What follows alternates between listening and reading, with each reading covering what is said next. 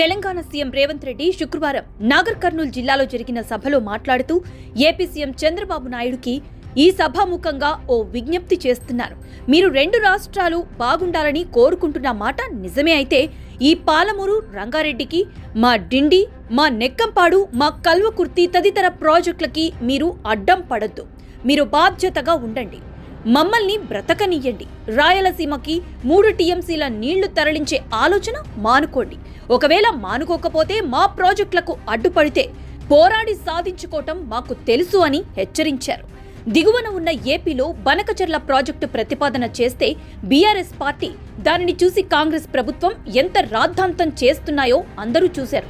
సముద్రంలో వృధాగా కలిసిపోతున్న నీటిని వాడుకున్న తెలంగాణ నాయకులు సీఎం చంద్రబాబు నాయుడు మీద తీవ్ర స్థాయిలో విరుచుకుపడుతున్నారు. గోదావరి నీళ్లను దోచుకుని తెలంగాణకు అన్యాయం చేస్తున్నారంటూ అవాకులు చవాకులు మాట్లాడుతున్నారు. వారు అంతగా నిందిస్తున్నా ఏపీలో ప్రాజెక్టులకు అడ్డుపడుతున్న సీఎం చంద్రబాబు నాయుడు మాత్రం తెలంగాణలో సాగునీటి ప్రాజెక్టులకు అడ్డుపడకూడదని, పైగా తమకు సహకరించాలని కోరుకోవటం చాలా హాస్యాస్పదంగా ఉంది కదా.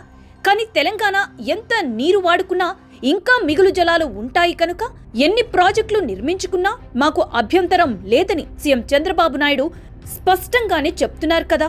కేసీఆర్ 10 ఏళ్లు పాలించిన పాలమూరు రంగారెడ్డి ప్రాజెక్టు పూర్తి చేయకుండా వదిలేశారని సీఎం రేవంత్ రెడ్డి ఇదే సభలో చెప్పారు. అంటే తెలంగాణ పాలకులు ప్రాజెక్టులు నిర్మించుకోలేక లేదా నిర్మించకుండా అలసత్వం ప్రదర్శిస్తూ అందుకు పరస్పరం నిందించుకుంటూ మళ్లీ మధ్యలో చంద్రబాబు నాయుడు అడ్డుపడుతున్నారని ఆరోపించటం చాలా హాస్యాస్పదంగా ఉంది కదా.